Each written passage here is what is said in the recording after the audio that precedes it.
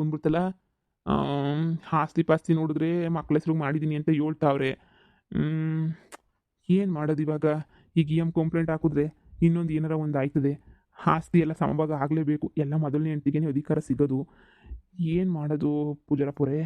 ಇರೋ ಲೆಕ್ಕ ಹೇಳ್ಬೇಕು ಅಂತಂದ್ರೆ ಆಸ್ತಿ ಪೂರನೂ ಸಮಭಾಗವಾಗಿ 3 ಜನಕ್ಕೂ ಸಿಗಲೇಬೇಕು. ಪಿತ್ರಾರ್ಜಿತ ಆಸ್ತಿ ಅಂತ ಹೇಳ್ಬಿಟ್ಟು ಆ ಆಸ್ತಿನಾಗೆ ಪಾಲೆಲ್ಲ ಸಿಗಲೇಬೇಕಲ್ವಾ? ಸಿಕ್ಕೇ ಸಿಗ್ತೈತೆ ನೋಡಮ್ಮ ರಾಣಿ. ನೀನು ಒಪ್ಕೊಂಡು ಸರಿ ಪರವಾಗಿಲ್ಲ 3 ಜನಕ್ಕೂ ಸಮಭಾಗ ಅಂತ ಹೇಳ್ಬಿಟ್ಟು ನೀನೇನಾದ್ರೂ ಹ್ಞೂ ಅಂತ ಅಂದರೆ ಆವಾಗ ನೋಡಿ ಸರಿ ಹೋಗ್ತೈತೆ. ಇಲ್ಲ ಅಮ್ಮ ದೊಡ್ಡ ಹೆಂಡ್ತಿ ಹೋಗಿ ಕಂಪ್ಲೇಂಟ್ ಅಂತ ಹೋದ್ರೆ ನಿಮಗೆ ತೊಂದರೆ ಆಗೋದು ಮುಂದೆ ಎಲ್ಲನೂ. ಏನೋ ಸಮಭಾಗನ ನೀವು ಮಾಡಿಕೊಡ್ಬೇಕು ಅಷ್ಟೇನೆ. ಏನು ನಾವ್ ಈಸ್ ದಿನ ಕಷ್ಟಪಟ್ಟು ನನ್ನ ಮಕ್ಕಳಿಗೆ ಹೆಸರುಗೆ ಬರ್ಕೊಟ್ರೆ ಆಸ್ತಿಯ ನಾನು ಸಮಭಾಗ ಮಾಡ್ಕೊಡ್ಬೇಕೆ? ಸಾಧ್ಯನೇ ಇಲ್ಲ ಸಮಭಾಗ ಮಾಡ್ಕೊಡಕ್ಕೆ. ಆಂಟಿ ನಾನು ಮಾತಾಡ್ತೀನಿ ಇರಿ. ಎಸ್ ಅಂಕಲ್, ಓಕೆ, ನೀವು ಹೇಳೋದೆಲ್ಲ ಸರಿಯಾಗೇ ಇದೆ, ತೊಂದರೆ ಏನಿಲ್ಲ. ಇವರೆಲ್ಲ ಪ್ರಕಾರನೇ ಪಿತ್ರಾರ್ಜಿತ ಆಸ್ತಿನಲ್ಲಿ ಪಾಲಂತೂ ಕೊಡಲೇಬೇಕು. ನೀವು ಹೇಳೋದೆಲ್ಲ ಸರಿನೇ. ಯಾಕಂದರೆ ಪಿತ್ರಾರ್ಜಿತ ಆಸ್ತಿನಲ್ಲಿ ಎಲ್ಲನೂ ಮೊಮ್ಮಕ್ಕಳಿಗೆ ಹಕ್ಕಿದ್ದೇ ಇದೆ ಅಲ್ವಾ? ಅದನ್ನ ಅರ್ಧ ಕೊಡೋದ್ರಲ್ಲಿ 3 ಭಾಗ ಮಾಡೋದ್ರಲ್ಲಿ ಯಾವ ತಪ್ಪು ನನಗೇನು ಕಾಣಿಸ್ತಾ ಇಲ್ಲ. ಉಷಾ ನೀನು ಸುಮ್ಮನೆ ಇರು. ನನಗೆ ಆಸ್ತಿ ಎಲ್ಲ ಕಳ್ಕೊಳ್ಳೋಕ್ಕೆ ನನಗೆ ಇಷ್ಟ ಇಲ್ಲ. ಆಂಟಿ ನಿಮಗೆ ಬೇರೆ ದಾರಿ ಇಲ್ಲ, ನೀವು ಸುಮ್ಮನೆ ಇರ್ರಿ. ನಾನು ಮಾತಾಡ್ತೀನಿ ಅಂತ ಅಂದಲ್ಲ, ಆಯಮ್ಮ ಮೊದಲನೇ ಹೆಂಡ್ತಿ, ಎಲ್ಲ ಅಧಿಕಾರನೂ ಆಯಮ್ಮಂಗಿರುತ್ತೆ. ನಿಮ್ಗೇನು ಇರಲ್ಲ, ಆಮೇಲೆ ನಿಮಗೆ ದೊಡ್ಡ ನಾಮ ಸಿಗುತ್ತೆ. ನೀವು ಸುಮ್ಮನೆ ಇರ್ರಿ, ನಾನು ಮಾತಾಡ್ತೀನಿ. ನೋಡಿ, ಪಿತ್ರಾರ್ಜಿತ ಆಸ್ತಿನಲ್ಲಿ ಪಾಲು ಕೊಡೋದ್ರಲ್ಲಿ ಒಂದು ಅರ್ಥ ಐತೆ. ಅದೇನೇ ಸ್ವಯಾರ್ಜಿತ ಆಸ್ತಿನಲ್ಲಿ ಪಾಲು ಕೊಡಬೇಕು ಅಂತ ಹೇಳ್ಬಿಟ್ಟು ಯಾವುದೇ ರೂಲ್ಸು ಇಲ್ಲ ಅಲ್ವಾ? ಅಂದರೆ ಅವ್ರ ತಾತನ ಆಸ್ತಿ ಅದೆಲ್ಲ ಏನೇನಿತ್ತೋ ಅದೆಲ್ಲನೂ ಭಾಗ ಕೊಡ್ತಾರೆ. ಆದರೆ ನಮ್ಮ ಆಂಟಿ ಅಂದರೆ ರಾಣಿ ಸಾವುಕ ತಮ್ಮರು ಅವರು ಸ್ವತಃ ದುಡಿದು ಸಂಪಾದನೆ ಮಾಡಿರೋ ಆಸ್ತಿನ ಯಾವತ್ತಿದ್ರೂ ಮಕ್ಳಿಗೆ ಮಾತ್ರ ಸೀಮಿತ ಆಗಿರ್ತೈತೆ, ಬಿಟ್ರೆ ಬೇರೆಯವ್ರಿಗೆ ಹಂಚ್ಕೊಳ್ಳೋಂಥ ಅವಕಾಶ ಏನೂ ಇರಲ್ಲ ಅಂತ ಅನ್ಸುತ್ತೆ. ಅದು ನಿಜನೇನೆ. ಪಿತ್ರಾರ್ಜಿತ ಆಸ್ತಿನಲ್ಲಿ ಪಾಲು ಕೊಡ್ಬೋದು, ಆದರೆ ಸ್ವಯಾರ್ಜಿತ ಆಸ್ತಿನಲ್ಲಿ ಮಕ್ಳಿಗೆ ಮಾತ್ರ ಕೊಡ್ಬೋದು. ಅದು ಬಿಟ್ಟು ಅವ್ರಿಗೆ ಇಷ್ಟ ಇದ್ರೆ ಬರ್ಕೊಡ್ಬೋದು, ಇಲ್ಲ ಅಂತಂದ್ರೆ ಇಲ್ಲ. ಆಂಟಿ ನೀವ್ ಯಾಕೆ ಯೋಚನೆ ಮಾಡ್ತೀರಾ? ಪಿತ್ರಾರ್ಜಿತ ಆಸ್ತಿ ತಾನೇ. ಪಿತ್ರಾರ್ಜಿತ ಆಸ್ತಿ ಅಂತಂದ್ರೆ ಏನು ಎಷ್ಟಿತ್ತು? ಒಂದು ನೀವು ಮದುವೆ ಮುಂಚೆ ನಿಮ್ಮ ಮಾವರು ಹತ್ರ ನಿಮ್ಮ ಮಾವರ ಹೆಸರಿನಾಗೆ ಎಷ್ಟು ಆಸ್ತಿ ಇತ್ತು? ಒಂದು 20 ಎಕರೆ. 20 ಎಕರೆ ಹೊಲ, ಆಮೇಲೆ ಮನೆ.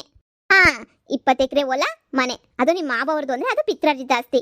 ಅಷ್ಟು ಮಾತ್ರ ಭಾಗ ಕೊಡಬೇಕು. ಇನ್ನು ಉಳಿದಿರೋದು ಏನಿದ್ರು ನೀವು ಸಂಪಾದನೆ ಮಾಡಿದ್ದೀರಲ್ಲ ಆಂಟಿ, ನೀವು ಸಂಪಾದನೆ ಮಾಡಿ ಸ್ವಲ್ಪ ನಿಮ್ಮ ಮಗನ ಹೆಸರಿಗೆ, ಸ್ವಲ್ಪ ನಿಮ್ಮ ಮಗಳ ಹೆಸರಿಗೆ ಅಂತ ಹೇಳ್ಬಿಟ್ಟು ನೀವು ಕಷ್ಟಪಟ್ಟು ಸಂಪಾದನೆ ಮಾಡಿರೋ ಆಸ್ತಿನೆಲ್ಲನೂ ಇವ್ರಿಗೆ ಪಾಲು ಕೊಡೋಂಥ ಅವಶ್ಯಕತೆ ಏನೂ ಇಲ್ಲ. ಯಾಕಂದರೆ ಅದು ನಿಮ್ಮ ಸ್ವಯಾರ್ಜಿತ ಆಸ್ತಿ ಅಲ್ವಾ? 20 ಎಕರೆ ಹಾಗೇನೆ ಆ ಮನೆ ಐತಲ್ಲ, ಮನೆನಾಗೆ ಏನು ಬೇಕಾದರೂ ಭಾಗ ಮಾಡಲಿ, ಅದಾಗೆ 3 ಜನಕ್ಕೂ ಸಿಗುತ್ತೆ. ನೀವು ತಲೆ ಕೆಡಿಸ್ಕೋಬೇಡಿ. ಇಲ್ಲ ಇಲ್ಲ ಇಲ್ಲ ಇಲ್ಲ, ಭಾಗ ಅಂತಂದ್ಮೇಲೆ ಎಲ್ಲದ್ರಾಗೂ ಭಾಗ ಆಗಬೇಕು. ಬರೀ 20 ಎಕರೆ ಜಮೀನಾಗ ಭಾಗ ಕೊಟ್ಬಿಟ್ರೆ ಏನು ಬಂತ ಲಾಭ? ಇಲ್ಲ ಇಲ್ಲ ಇಲ್ಲ, ಹಾಗೆಲ್ಲ ಸಾಧ್ಯನೇ ಇಲ್ಲ. ಇದು ಪಂಚಾಯ್ತಿ, ನಿಮ್ಮ ತೀರ್ಮಾನ ಅಲ್ಲ ತೀರ್ಮಾನ, ನಮ್ಮ ತೀರ್ಮಾನ.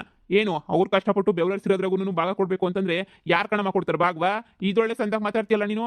ನಿನ್ನ ಗಂಡಂದು ನಿನ್ನ ಗಂಡ ಸಂಪಾದನೆ ಮಾಡಿರೋದು ಇಲ್ಲ ಪಿತ್ರಾರ್ಜಿತ ಆಸ್ತಿ ಏನಾದರೂ ಇದ್ರೆ ಪಾಲ್ ತಗೊಳ್ಳಿ. ಅವರು ಪಾಪ ನಾವು ಅವತ್ತಿಂದ ನೋಡ್ತಾ ಇದೀವಿ, ಇಲ್ಲಿ ಬಂದಾಗಿಂದ ಪಾಪ ಏನಂತಲ್ಲ ಎತ್ತು ದುಡ್ದು ಎಲ್ಲ ನನ್ನ ಮಕ್ಳಿಗೆ ಅಂತ ಮಾಡಿಕವ್ರೆ ನೋಡಿ.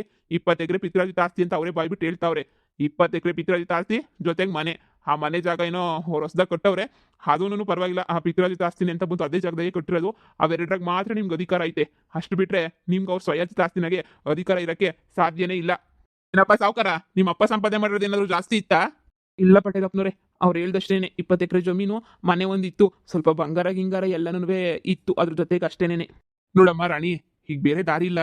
ಹಿಂಗೆ ಸ್ವಯಾರ್ಜಿತ ಆಸ್ತಿನಾಗೆ ನಿನ್ನ ಮಕ್ಳಿಗೆ ಇಬ್ರಿಗೂ ಸಮ, ಹಂಗೆ ಇವ್ರಿಗೆ ಸಮ ಆ ಥರ ಭಾಗ ಮಾಡಿ ಆರಾಮಾಗೇನೆ ಹಂಚ್ಕೊಳ್ಳಿ, ತೊಂದರೆ ಇಲ್ಲ. ಭಾಗ ಮಾಡೋದಾದ್ರೆ ಹಂಗ್ ಭಾಗ ಮಾಡಬಾರ್ದು. ದೊಡ್ಡ ಹೆಂಡತಿಗೊಂದು ಭಾಗ, ಚಿಕ್ಕ ಹೆಂಡತಿಗೊಂದು ಭಾಗ ಅಂತ ಹೇಳ್ಬಿಟ್ಟು ಭಾಗ ಮಾಡಬೇಕು. ಇದು ಯಾವ ಸೀಮೆ ಭಾಗ ಅಂದ್ರೆ ಈ ಅಮ್ಮಂಗೆ ಪಾಪ ಒಬ್ನು ಮಗವನೇ ಅಂತ ಹೇಳ್ಬಿಟ್ಟು ನೀವು ಒಂದು ಭಾಗ ಮಾತ್ರ ಕೊಡ್ತೀರಾ. ಇದ್ರಾಗೂ ಆ ಅಮ್ಮಂಗೆ ಎಲ್ಲನೂ ಕಿತ್ಕೊಂಡು ಹೋಗಕ್ಕಿಲ್ವಾ? ನಿಂದೆ ನಾಲ್ಗೆನ ಇಲ್ಲ ಎಕ್ಕಡನ ಅಲ್ಲ, ನೀವೇ ತಾನೇ ಹೇಳಿದ್ದು 3 ಭಾಗ ಆಗ್ಬೇಕು, 3 ಭಾಗ ಆಗ್ಬೇಕು, ಮೂರ್ ಮಕ್ಳಿಗೂ 3 ಭಾಗ ಆಗ್ಬೇಕು ಅಂತ. ಇವಾಗ ನೋಡಿದ್ರೆ ಯಾಕೆ ಈ ತರ 2 ಭಾಗ ಅಂತ ಹೇಳ್ತಾ ಇದ್ದೀರಾ? ಪಂಚಾಯತಿ ಕೂಡ ತೀರ್ಮಾನ. ಇಲ್ಲ ಅಂದ್ರೆ ಪೊಲೀಸ್ ಸ್ಟೇಷನ್ಗೆ ಹೋಗ್ತೀರಾ, ಅದೇನ್ ಮಾಡ್ಕೊಂತೀರೋ ಮಾಡ್ಕೊಳ್ಳಿ. ಸುಮ್ಮನೆ ಇರೋ ನ್ಯಾಯ ಅಂದ್ರೆ ನ್ಯಾಯ. ನೀವು ಕೇಳ್ಕೊಂಡು ಬಂದಿದ್ದು ನನ್ನ ಹತ್ರ 3 ಮಕ್ಳಿಗೂ 3ಗೂ ಅರ್ಧ ಭಾಗ ಬೇಕು ಅಂತ ಕೇಳಿದ್ರಿ, ಬಿಟ್ರೆ ನೀವೇನು 2 ದೊಡ್ಡ ಹೆಂಡತಿಗೊಂದು ಭಾಗ, ಚಿಕ್ಕ ಹೆಂಡತಿಗೊಂದು ಭಾಗ ಅಂತ ನೀವೇನು ಕೇಳಲಿಲ್ವಲ್ಲ? ಆದ್ರೆ ಉಳ್ಕೊಳಕ್ ಮನೆ ಆದ್ರೂ ನಮ್ಮ ಹೆಸರಿನಾಗೆ ಬೇಕು ತಾನೇ. ಮನೆನಾದ್ರೂ ಕೂಡ ಕೇಳ್ರಿ, 3 ಭಾಗ ಆದ್ರೂ ಪರವಾಗಿಲ್ಲ, ಮನೆ ನಮ್ಮ ಹೆಸರಿಗೇನೆ ಬರ್ಬೇಕು. ಜಾಗ ಪಿತ್ರಾರ್ಜಿತ ಆಸ್ತಿ ಅಷ್ಟೇ. ಮನೆ ಅಂತೂ ನನ್ನ ಸ್ವಯಾರ್ಜಿತವಾಗಿ ಕಟ್ಟಿರೋದೇನೆ. ಯಾವುದೇ ಕಾರಣಕ್ಕೂ ನಾನಂತೂ ಮನೇನ್ ಮಾತ್ರ ಬಿಟ್ಕೊಡಕ್ಕಿಲ್ಲ. ನೀವು ಕಷ್ಟಪಟ್ಟು ಕೊಟ್ಟಿರೋದೇನೆ ಮನೆ, ಅದನ್ನ ಬಿಟ್ಕೊಡಕ್ಕೂ ಆಗಲ್ಲ. ಆದ್ರೆ ಜಾಗ ಎಲ್ಲ ಪಿತ್ರಾರ್ಜಿತ ಆಸ್ತಿನೇ ತಾನೇ. ಹೌದು, ನಮಗೂ ಅದ್ರಾಗ ಪಾಲು ಇದ್ದೇ ಐತೆ. ನನಗೂ ಬೇಕೇ ಬೇಕು ಅಷ್ಟೇನೆ ಮನೆ. ಎಲ್ಲ ಮೋಸ ಮಾಡೋಣೇನೆ. ನನಗೆ ಗೊತ್ತಿದ್ರೆ ನಾನು ಇನ್ನೂ 4 ಜನ ಮಕ್ಕಳನ್ನ ಇರ್ತಾ ಇದ್ದೆ. ಬೇಡ ಅಂತ ನಾನೇನು ಹೇಳಿರಲಿಲ್ಲ ಅಲ್ವಾ? ನೋಡಿ ಪಟೇಲಪ್ಪನವ್ರೆ, ನೀವು ಯಾವ ಥರ ನ್ಯಾಯ ತೀರ್ಮಾನ ಕೊಟ್ರು ಒಪ್ಕೊಳಕ್ಕೆ ನಾನು ಇವಾಗ ತಯಾರಿದ್ದೀನಿ. ನೋಡಿ, ಪಿತ್ರಾಜಿತ ಆಸ್ತಿನಲ್ಲಿ ನಾನಂತೂ ಪಾಲು ಕೊಟ್ಟೆ ಕೊಡ್ತೀನಿ. ಅವ್ರು ಹೇಳ್ದಂಗೆ 3 ಪಾಲಂತನೂ ಮಾಡೋಣ. ಮಕ್ಕಳಿಗೆ ಮೊಮ್ಮಕ್ಕಳಿಗೆ ಅಂತಂದರೆ ಸಮಪಾಲು ಇದ್ದೇ ಇರುತ್ತೆ ಅಲ್ವಾ? ದೊಡ್ಡ ಹೆಂಡತಿ ಚಿಕ್ಕ ಹೆಂಡತಿ ಅಂತ ಹಂಚ್ಕೊಳ್ಳೋದಕ್ಕಿಂತ 3 ಮಕ್ಳಿಗೂ 3 ಪಾಲು. 7 ಎಕರೆ ಬಂದೇ ಬರ್ತೈತೆ. 1 ಎಕರೆ ಹೆಚ್ಚು ಕಡಿಮೆ ಆದರೂ ಪರವಾಗಿಲ್ಲ. 7 ಎಕರೆ ಜಮೀನು ಜೊತೆಗೆ ಆ ಮನೆ ಜಾಗ. ಆ ಮನೆ ಅಂದರೆ ನಾನೇ ಕಟ್ಸಿರೋದು. ನಾನಂತೂ ಮನೆ ಬಿಟ್ಕೊಡಕ್ಕೆ ಸಾಧ್ಯನೇ ಇಲ್ಲ. ಇವ್ರ ಮಗನ ಹೆಸ್ರಿಗೆ 7 ಎಕರೆನ ನಾನಂತೂ ಬರ್ಕೊಡ್ತೀನಿ. ಅದ್ರಾಗೇನು ತೊಂದರೆ ಇಲ್ಲ. ನನ್ನ ಮಕ್ಳ ಹೆಸ್ರನಾಗ ಐತೆ. ಎಲ್ಲ ಭಾಗವಾಗಿ ಹಂಚ್ಬಿಟ್ಟು ನಾನು 7 ಎಕರೆ ಅಂತ ಹೇಳ್ಬಿಟ್ಟು ಹಂಚ್ಕೊಡ್ತೀನಿ. ಈ ಪಂಚಾಯತಿನಾಗ ಇದಕ್ಕೆ ನಾನು ಒಪ್ಪಿಗೆ ಸೂಚಿಸ್ತಾ ಇದ್ದೀನಿ. ಹಾಳು ಮಾಡಿಬಿಟ್ಲು ಬಂದ್ಬಿಟ್ಟು. ಈ ಇವಳು ಉಷಾ, ಇವಳಿಂದನೇ ಎಲ್ಲನೂ ಆಗಿದ್ದು ಮಗನೇ. ಏನು ಮಾಡೋಕ್ಕಾಗ್ತೈತೆ? ಅವಳು ಸಖತ್ ಇಂಟೆಲಿಜೆಂಟು ಅಂತ ನಿನಗೂ ಗೊತ್ತಲ್ಲ, ಸುಮ್ಮನೆ ಇರು. ಆದರೆ ಮನೆ ವಿಚಾರ ಏನು ಮಾಡ್ಕೊಂತೀರಾ ಅಂತ ನನಗೆ ಅರ್ಥ ಆಗ್ತಿಲ್ವೇ? ಇನ್ನೇನು ಒಬ್ಬನೇ ಗಂಡ ಅಂತಂದಮೇಲೆ ನೋಡಮ್ಮ, ನಿನಗೆ ಅಭ್ಯಂತರ ಇಲ್ಲ ಅಂತಂದಮೇಲೆ ನೀನು ಕಷ್ಟಪಟ್ಟು ಮನೆ ಕಟ್ಟಿದ್ಯಾ, ಹೋಗೋಕ್ಕಾಗಲ್ಲ. ಇವರಿಗೂ ಸಹ ಏನು ನೆಲೆ ಅಂತ ಇಲ್ಲ. ಎಲ್ಲ ಒಟ್ಟಿಗೆನೇ ಜೊತೆಗೇನೆ ಇರ್ಬೋದಲ್ವಾ? ಏನು ಹೇಳ್ತಿದ್ದೀರಾ ಪಟೇಲಪ್ಪರೇ? ಇವ್ರ ಜೊತೆ ಒಟ್ಟಿಗೆ ನೋಡಮ್ಮ, ಆಸ್ತಿ ಅವ್ರವ್ರ ಪಾಡ್ಗೆ ಅವ್ರದ್ದೆಲ್ಲ ಡಿವೈಡ್ ಆಗಿರ್ತದೆ. ಬೇಕಾದ್ರೆ ನಿಧಾನಕ್ಕೆ ನೀವು ಮನೆ ಕಟ್ಕೊಂಡು, ಇಲ್ಲ ಅಂತಂದರೆ ಆ ಮನೆ ದುಡ್ಡನ್ನ ಇವರೇ ಕೊಡ್ತೀನಿ ಅಂತಂದರೆ ಇವರೇ ತಗೊಳ್ಳಿ. ಇಲ್ಲ ಅಂತಂದರೆ ಇಲ್ಲ ನನಗೆ ಸೈಟ್ದೆಲ್ಲ ನಾನು ದುಡ್ಡನ್ನ ನಾನೇ ಅವ್ರಿಗೆ ಕೊಟ್ಬಿಟ್ಟು ನಾನೇ ಮನೆ ಬಿಡಿಸ್ಕೊಂತೀನಿ ಅಂದರೆ ನೀನೇ ಬಿಡಿಸ್ಕೊಳಮ್ಮ. ಬೇರೆ ದಾರಿ ಅಂತೂ ಯಾವುದು ತೋರಿಸ್ತಿಲ್ಲ. ಅದೇ ನೀನು ಇವರು ಏನೋ ಕಾಂಪ್ರಮೈಸ್ ಮಾಡ್ಕೊಂಡು ಏನೋ ಮಾಡ್ಕೋಬೇಕು. ಏನಮ್ಮ, ಆ ಮನೆ ಜಾಗಕ್ಕೆ ಆ ದುಡ್ಡೇನಾರ ಕೊಟ್ಟರೆ ನೀನು ಬಿಟ್ಕೊಡ್ತೀಯ ಮನೆನ? ನಾನು ಬಿಟ್ಕೊಡಲ್ಲ. ನಾನೇ ಬೇಕಾದ್ರೆ ಅವಳಿಗೆ ಮನೆ ದುಡ್ಡೆಲ್ಲ ಬಿಸಾಕ್ತೀನಿ. ಅವಳೇ ಬಿಟ್ಕೊಡ್ಲಿ ಹೇಳಿ. ಸರಿ ಆಯ್ತು. ಮನೆ ಜಾಗ ಎಲ್ಲ ಕಟ್ಟಕ್ಕೆ ನಾವು 70 ಲಕ್ಷ ತನಕ ಖರ್ಚು ಮಾಡಿದೀವಿ. ಯಾಕಂದ್ರೆ ದೊಡ್ಡದಾಗೈತೆ ಮನೆ. 70 ಲಕ್ಷ ತನಕ ಅಷ್ಟೊಂದು ಖರ್ಚು ಮಾಡಿದೀನಿ. ಈಗ 70 ಲಕ್ಷ ಕೊಟ್ರೆ ನಾನಂತೂ ಈಗಲೇ ಮನೆ ಬಿಟ್ಕೊಡ್ತೀನಿ ನಿಮಗೆ.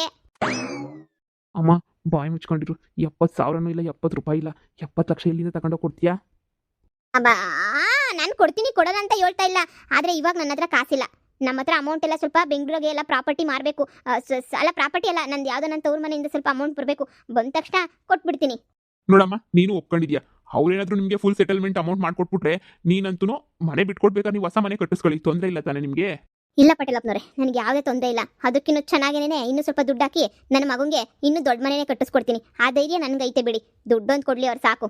ಸರಿ ಕಣಮ್ಮ, ದುಡ್ಡು ಕೊಡ್ತೀನಿ ಅಂತ ಹೇಳೋರಲ್ಲ, ಅಲ್ಲಿ ತನಕ ಹೆಂಗೋ ಜೊತೆಗೆ ಒಟ್ಟೊಟ್ಟಿಗೆ ಇರ್ರಿ. ಎಷ್ಟು ದೊಡ್ಡ ಮನೆ ಏನು ಚಿಕ್ಕ ಮನೆ ಅಲ್ಲ. ದೊಡ್ಡ ಮನೆಯಾಗೆ ನೀನೊಂದು ಹತ್ರ ಅವ್ರೊಂದು ಹತ್ರ ಹೆಂಗೋ ಜೀವನ ಮಾಡ್ಕೊಂಡು ಹೋಗ್ರಿ. ಆಯ್ತು ಪಟೇಲಪ್ಪನವ್ರೆ, ನಿಮ್ಮ ಇದಕ್ಕೆ ನಾನು ಬೆಲೆ ಕೊಟ್ಟೆ ಕೊಡ್ತೀನಿ. ನೀವು ಹೇಳಿದ್ದೀರಾ ಅಂತಂದಮೇಲೆ ನಮ್ಮ ಒಳ್ಳೇದಕ್ಕೆ ಹೇಳಿರ್ತೀರಾ ಅಂತ ಅನ್ಕೊಂತೀನಿ. ನಾನು ನಿಮ್ಮ ಪಂಚಾಯತಿನಾಗ ಮಾತು ಕೊಡ್ತಾ ಇದ್ದೀನಿ. ಅವ್ರ ಮಗನ ಹೆಸರಿಗೆ 7 ಎಕರೆ ಜಮೀನು ಬರ್ಕೊಡೋ ಜವಾಬ್ದಾರಿ ನಂದು. ಇನ್ನೊಂದು ವಾರದಾಗೆ 7 ಎಕರೆ ಜಮೀನ ನಾನು ಬರ್ಕೊಡ್ತೀನಿ. ಇನ್ನು ಉಳಿದಿರೋದು ಮನೆ ವಿಚಾರನ ಅವ್ರು ಯಾವಾಗ ನನಗೆ 70 ಲಕ್ಷ ಕೊಡ್ತಾರೋ ಆವಾಗ ನನ್ನ ಮನೆದೆಲ್ಲನೂ ನಾನೇ ಖಾಲಿ ಮಾಡ್ಕೊಂಡು ಬೇರೆ ಹತ್ರ ಇದ್ದು ನನ್ನ ಮಗನಿಗೆ ಚೆನ್ನಾಗಿರೋ ಮನೆನೇ ಕಟ್ಕೊಡ್ತೀನಿ. ಏನಪ್ಪ ಸಾವುಕಾರ, ಎಂಡ್ರುಗಳು ಮಾತ್ರ ಮಾತಾಡ್ತಾವ್ರೆ, ನೀನೇನು ಮಾತಾಡ್ತಾ ಇಲ್ಲ? ನಿನ್ಗೆಲ್ಲ ಒಪ್ಗೆನಾ? ನನಗೆಲ್ಲ ಒಪ್ಗೆನೇನೆ. ನಂದೇನೈತೆ? ಈಗಿರೋದೆಲ್ಲನೂ ನಿಂದೆ ಕಣಪ್ಪ. ನಿಂದೇನೈತೆ ಅಂತಂದ್ರೆ ಇಷ್ಟು ದೊಡ್ಡ ಪಂಚಾಯತಿ ಕಾರಣ ಆಗಿರೋನೇ ನೀನೇ ಹಿಂಗೆ ಬಾಯಿ ಮುಚ್ಕೊಂಡು ನಿಂತ್ಕೊಬಿಟ್ರೆ ಹೆಂಗೆ ಹೇಳು? ನೋಡಮ್ಮ, ಆ ಅಮ್ಮ ಇನ್ನೊಂದು ವಾರದಾಗೆ ನಿನ್ನ ಮಗನ ಹೆಸರಿಗೆ 7 ಎಕರೆ ಜಮೀನು ಬರ್ಕೊಡ್ತದೆ. ಆಮೇಲೆ ಇನ್ನು ಮನೆ ವಿಚಾರ ನೀನೇ ಅವ್ರಿಗೆ ದುಡ್ಡು ಕೊಡ್ಬೇಕಾರೆ ಬಿಡಿಸ್ಕೋಬೇಕು ಮನೇನ. ಬಿಟ್ರೆ ನಾವು ಇನ್ನೇನು ಮಾಡೋಕ್ಕಾಗಲ್ಲ. ನಿನಗೆ ಅಂತ ನ್ಯಾಯ ಕೊಡಿಸಿದೀವಿ. ಜೊತೆಗೆ ಇರ್ತಾರೆ ಗಂಡ. ನಿನ್ನ ಗಂಡ ನಿಮ್ಮ ಮನೆಗೆ ಇವಾಗ ಜೊತೆಗೆ ಎಲ್ಲರೂ ಒಟ್ಟೊಟ್ಟಿಗಿರ್ರಿ. ಇನ್ನು ಉಳಿದಿರೋದೆಲ್ಲ ನಿಧಾನಕ್ಕೆ ನೀವು ನೋಡ್ಕೊಳ್ಳಿ. ಪಿತ್ರಾಜಿತ ಆಸ್ತಿನಾಗೆ ಹೊಸಿ ಒಡವೆನೂ ಇತ್ತು. ಹಾ, ಅತ್ತೆ ಅದು ಒಡವೆ ಎಲ್ಲ ಐತೆ, ಪಿತ್ರಾಜಿತ ಆಸ್ತಿನೇ. ಆದರೆ ಅತ್ತೆ ಯಾವಾಗೂ ಹೇಳ್ತಾ ಇದ್ದಿದ್ದು ಬರೋ ಸೊಸೆಗೆ ಅಂತ ಹೇಳ್ಬಿಟ್ಟು ಅರ್ಧ ಕೊಡೋಕ್ಕೆ ನಾನಂತೂ ರೆಡಿ ಇದ್ದೀನಿ. ಇವ್ರಿಗೆ ಅರ್ಧ ಕೊಡ್ತೀನಿ, ನಾನು ಅರ್ಧ ಇಟ್ಕೋತೀನಿ ಪಟೇಲಪ್ಪನವ್ರೆ. ಅದ್ರಾಗೂ ನಾನೇನು ಮೋಸ ಮಾಡಲ್ಲ. ಇನ್ನೇನಪ್ಪ, ಪಂಚಾಯತಿನಾಗೆಲ್ಲ ತೀರ್ಮಾನ ಆಗಿದ್ದಾಯ್ತು. ಇನ್ನು ಏನಾದರೂ ತಲೆನೋವು ಡೌಟು ಇದ್ಬಿಟ್ರೆ ಏನಾರ ಸಂದೇಹ ಇದ್ರೆ ಕೇಳಿ ಬಗೆಹರ್ಸನ. ಇಲ್ಲ ಇಷ್ಟಕ್ಕೆ ಪಂಚಾಯತಿ ಮುಗಿಸ್ಬಿಡೋಣ. ನಿಮ್ಮ ಪಂಚಾಯತಿ ನಮಗೇನು ಒಪ್ಪಿಗೆ ಐತೆ ಪಟೇಲಪ್ಪನವ್ರೆ. ನಮ್ಗೆ ಯಾವುದು ತೊಂದರೆ ಇಲ್ಲ. ಮತ್ತೆ ಇನ್ನೇನು ಮಾತಾಡೋದಿಲ್ಲ ಅಂದ್ರೆ ಏನಪ್ಪ, ಕರೆಕ್ಟಾಗಿ ತೀರ್ಮಾನ ಎಲ್ಲ ಆಗೈತೆ. ನೀವು ಒಂದೇ ಮನೆ ಒಟ್ಟಿಗೆ ಇರ್ರಿ. ಅವ್ರು ದುಡ್ಡು ಕೊಟ್ಟಾಗ ನೀವು ಮನೆ ಬಿಡ್ರಿ. 7 ಎಕರೆ ಆಸ್ತಿನ ನಿಮ್ಮ ದೊಡ್ಡ ಮಗನ ಹೆಸರು ಬರ್ಕೊಡ್ತಾರೆ. ಇಷ್ಟೇ ಪಂಚಾಯತಿ ತೀರ್ಮಾನ. ಇನ್ನು ಏನು ಜಗಳ ಎಲ್ಲ ಮಾಡ್ಕೊಳಕ್ಕೆ ಹೋಗ್ಬಿಡಿ. ಅಡ್ಜಸ್ಟ್ ಮಾಡ್ಕೊಂಡು ಚೆನ್ನಾಗಿರ್ರಿ, ಸರಿನಾ? ಇನ್ನು ಪಂಚಾಯತಿನ ಇಲ್ಲಿಗೆ ಮುಗಿಸ್ತಾ ಇದ್ದೀವಿ. ನಡೀರಿ ಪೂಜಾರಪ್ಪನವ್ರೆ, ಹೊರಡೋಣ. ನಿಮ್ಗೇನು ತಲೆ ಕೆಟ್ಟೈತಾ? ಎಲ್ಲ ಆಸ್ತಿನೂ ಸ್ವಯಾರಿತ ಮಾಡ್ಕೊಬಿಟ್ಟು ನಿಮ್ಮ ಹೆಸರಿಗೆ ಇಕ್ಕಳದ್ಬಿಟ್ಟು ಎಲ್ಲನೂ ಯಾಕೆ ಅವಳ ಹೆಸರಿಗೆ ಅವ್ರ ಮಕ್ಕಳ ಹೆಸರಿಗೆ ಮಾಡ್ಕೊಟ್ಟಿದ್ದೀರಲ್ಲ? ಅಯ್ಯಯ್ಯ, ಆಯಪ್ಪನ್ ಕೇಳ್ತಿರಲ್ಲ, ಅದೊಂದು ದೊಡ್ಡ ಕತೆ ಬಿಡಿ. ಯಾಕೆ ಹೇಳ್ತೀರಾ? ಆ ಅಮ್ಮ ಎಲ್ಲ ಮೋಸ ಮಾಡ್ಬಿಟ್ಟು ಎಲ್ಲ ಹೆಸರು ಬರ್ಸ್ಕೊಬಿಟ್ಟು ಎಲ್ಲ ಮಕ್ಳ ಹೆಸರಿಗೆ ಏನೇ ಮಾಡಿಸ್ಬಿಟ್ಲು. ಇವಯ್ಯ ಬರೀ ಕಂಡಡ್ತ ಕಿತ್ಕೊಳ್ಳೋದು ಮಾಡ್ದ. ಆ ಅಮ್ಮ ಯಪ್ಪ ಕಿತ್ಕೊಂಡಿದ್ದೆಲ್ಲನೂ ಸ್ವಯಾಜಿತ ಆಸ್ತಿ ಅನ್ಕೊಂಡಂಗೆ ಎಲ್ಲ ಅಮ್ಮನ ಹೆಸರು ಮಾಡಿಸ್ಕೊಬಿಟ್ಟು ಎಲ್ಲ ಮಕ್ಳಿಗೆ ಇಕ್ಕೊಟ್ಟವಳೆ. ಇನ್ನೇನೈತೆ? ಇವಯ್ಯ ಬರೀ ಹೆಂಗಸ್ರು ತಿರ್ಗದ್ಬಿಟ್ಬಿಟ್ಟು ಬೇರೆ ಇನ್ನೇರನ್ನ ತಲೆನಾಗಿದ್ರೆ ತಾನೆ. ಇದ್ದಿದ್ರೆ ಎಲ್ಲ ನೆಟ್ಗಿರೋದು, ಎಂಥದೂ ಇಲ್ಲ. ಏನೋ ಕೋಟಿ ಆಸ್ತಿ ಸಿಗ್ತದೆ ಅಂತ ಅನ್ಕೊಂಡಿದ್ದೆ. ಎಲ್ಲ ಹಾಳಾಗೋಯ್ತು ನಿಮ್ಮಿಂದ. ಉಳ್ಕೊಳಕ್ಕೆ ಅದೊಂದು ಮನೆ ಬಿಟ್ರೆ ಆ ಮನೆಗೆ ತಾನೇ ಯಾರು ಹೋಗ್ತಾರೆ? ಬೇಜಾರಾದ ಕೂತೈತೆ ನನಗಂತೂ. ನೋಡಿ, ಬನ್ನಿ ಹೋಗೋಣ. ಇನ್ನು ಎಷ್ಟು ಮಾತಾಡಿದ್ರು ಅಷ್ಟೇನೆ. 7 ಎಕರೆ ಸಿಕ್ತು, ನನ್ನ ತಾವು 2 ಎಕರೆ ಐತೆ, 8 9 ಎಕರೆ ಆಯಿತು. ನಂದು ಇನ್ನೇನು ಮಾಡೋಕ್ಕಾಯ್ತದೆ, ಬರ್ರಿ ಹೆಂಗೋ ನಡ್ಕೊಂಡು ಹೋಯ್ತದೆ ಜೀವನ ಅಂತಾಗೆ. ಇನ್ನು ಎಷ್ಟು ಮಾತಾಡಿದ್ರು ಅಷ್ಟೇನೆ.